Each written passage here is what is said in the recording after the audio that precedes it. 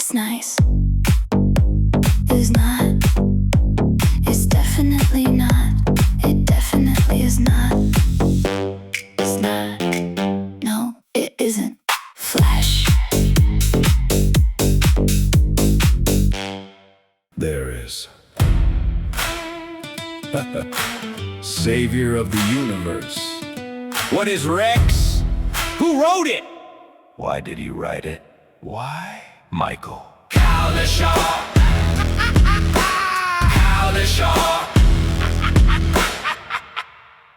So the history of Rex, procedural language that allows programs to be written in clear, structured way. It's supposed to be very, very easy to learn and one of the easiest languages.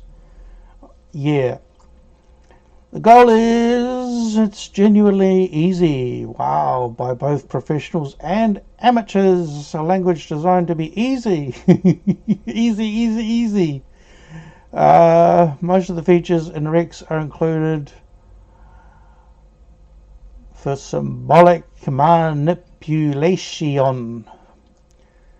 Also designed to be independent of system software, hence the Mac version and the Amiga version.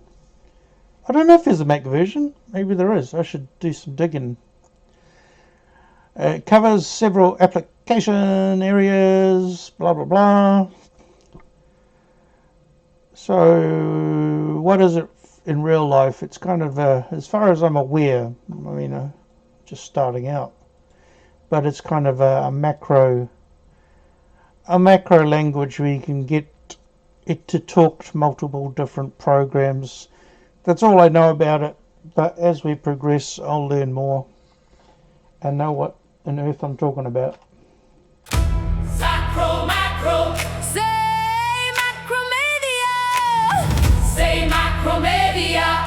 Director 805.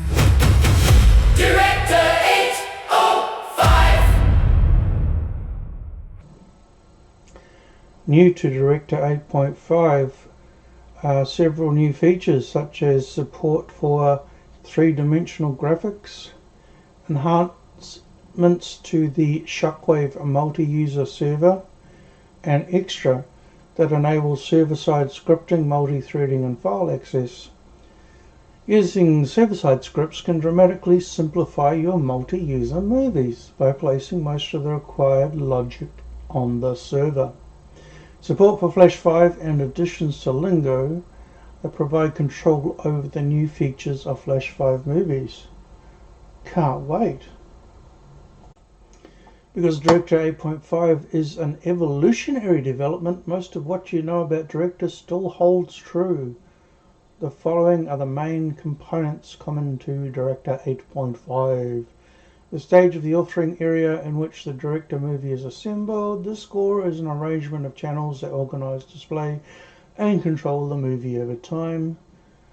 Because 3D is primary lingo controlled, it involves much less direct manipulation of the score. The cast window is where all cast members, including 3D, are stored. Cast members are the media in your movies, sounds, text, graphics, and 3D scenes. Sprites are instances of cast members that appear on the stage with individual properties and attributes. A sprite of a 3D cast member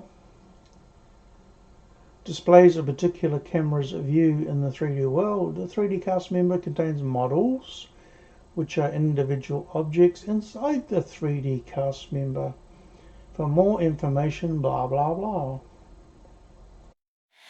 Lingo. It's a language for me. Lingo.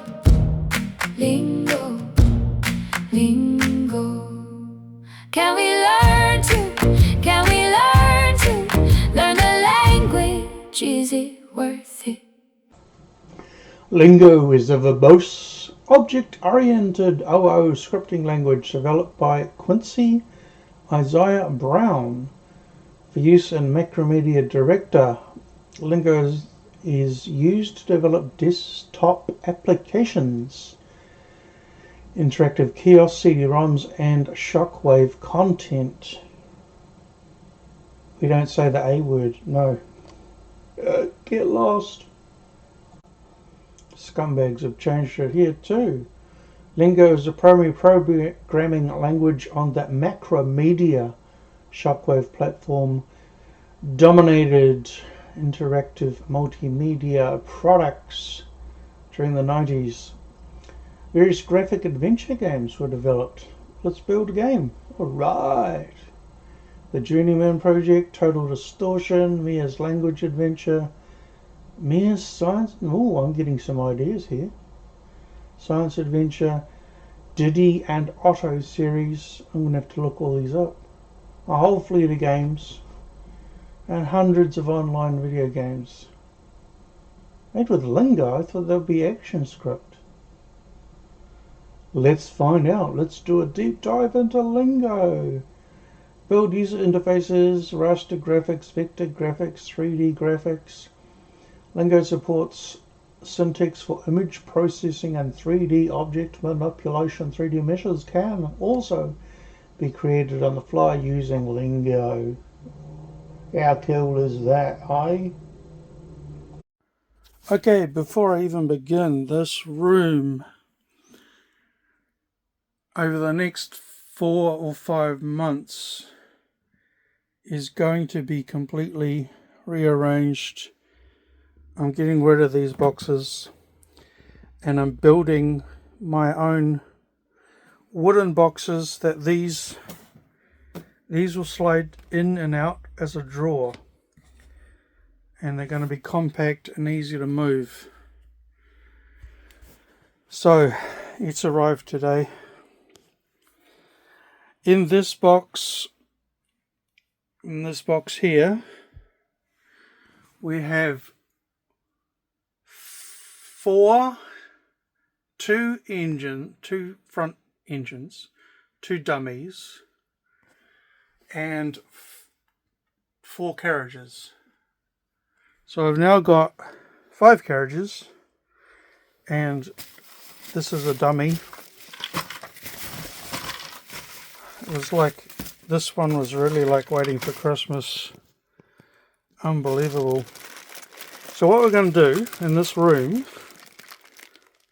during the process of tidying it up,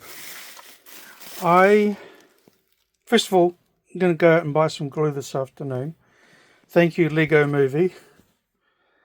I'm going to start with this one. This arrived first. Start with this one.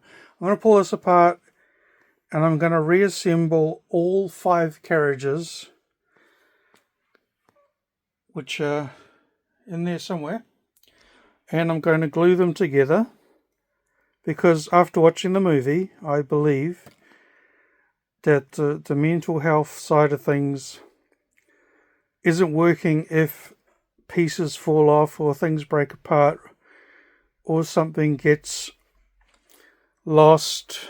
It just doesn't work. So I'm going to permanently have these set up, obviously, and not in this room, but there's going to be a railway line. See all the crap that's in the way? It's going to be a railway line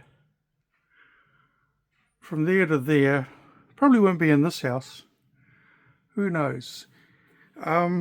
But yeah, so it was a dummy. It was cheap. Now, I have to confess, I nearly bought the whole box.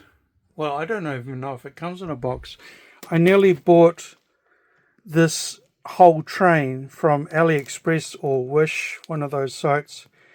And then I thought about it and thought, well, what if they're different sizes? What if it can't be legit? It can't be official Lego. So I decided to just get this, which saved $70. This was quite expensive, but that's okay. So we're going to pull these apart and assemble all of them at the same time, and we're going to glue them together at the same time so they don't come apart. And I will make sure that I have all the proper boxes that they go into. Plenty of track. The bottom box is full of track. I'm not even going to open 60336 until this room is organized, or I have a room with a lot more space than this little room. Thanks for watching. Bye.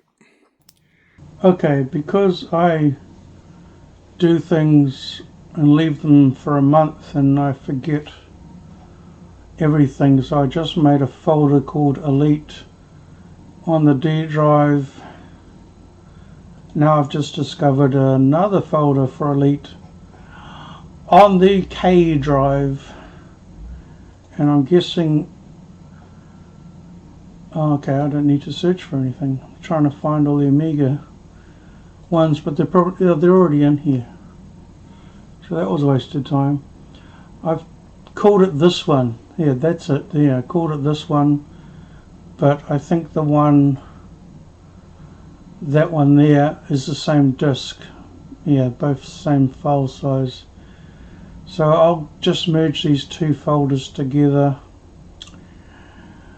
Now to play it, I forgot what emulator I was using, and I watched this tutorial here, how to hack NES games, and he's using FCEUX, and he has TileLayer Pro, so they're now in the same folder. And Micah G's with us, isn't that cool? And DJ Sven. It's a holiday. So yeah, just organizing folders and keeping a record of where the folders are. So BBM,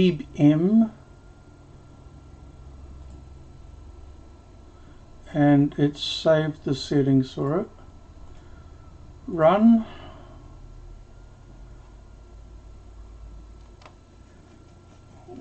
Where did I say I put the file? What are the chances of finding the right folder? No. Okay. D.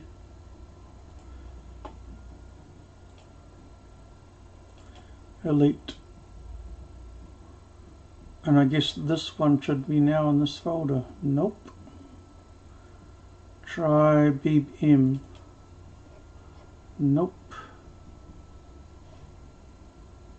So it's hidden in Elite Master 128. This one.